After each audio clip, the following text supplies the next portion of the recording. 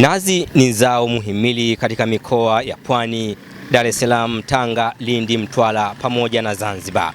Huku kisiwa kidogo cha Mafia kikiwa miongoni mwa halmashauri zinazolima nazi kwa kiwango kikubwa.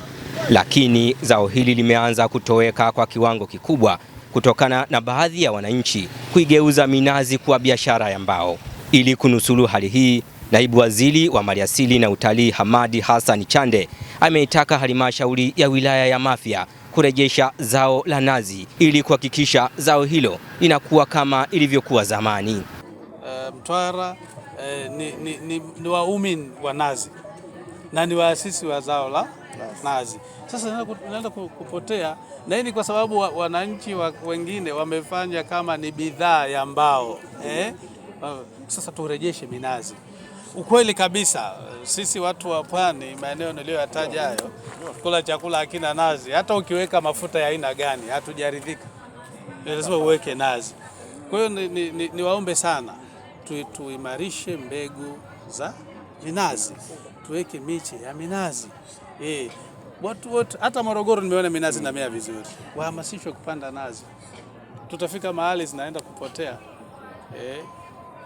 Kwa tujitahidi sana tuwe na miche mingi sana ya kutosha. Leo tunaenda kuimarisha palmu, sio vibaya, mchikichi ni vyema kabisa, ila na yenyewe hii kwa sababu ni asili yetu pia. Hata historia inaonyesha hivyo. Tuende kupanda miche ya minazi. Aziza Ali Mangosongo, mkuu wa wilaya ya Mafia, pamoja naye Gulam Daktari Muhamedi, mwenyekiti wa halmashauri hiyo, wanaeleza mikakati ya kurejesha zao hilo. Zao la mwani linalimwa ndani ya maji, na zao la mwani kwa Mafia wanalima wengi wanawake ndio ambao wanalima zao la mwani. Kwa pale utakuta kuna mafuta ya mwani, kuna sabuni za mwani, kuna unga wa mwani, kuna kila kitu cha mwani, bidhaa zote za mwani utazipata hapa. Na faida za mwani zinajulikana, wale watu wenye pressure, wenye sukari na wenye magonjwa mengine mbalimbali. Lakini hata wale ambao wanataka kuimarisha miili yao ikawa ina nguvu, isetereke na ikashambuliwa na magonjwa, basi mwani ni chakula kizuri kutumia na bidhaa nzuri kutumia. Kuna perfume, kuna lotion za mwani na kila kitu.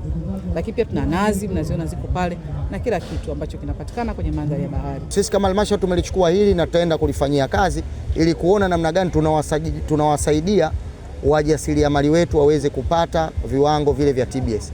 Lakini pia amezungumza swala zima, sisi kama wilaya ya Mafia kioo chetu ni minazi, tunalima zao la nazi, na amesisitiza tuone namna gani, kwa sababu leo zao la nazi linapotea.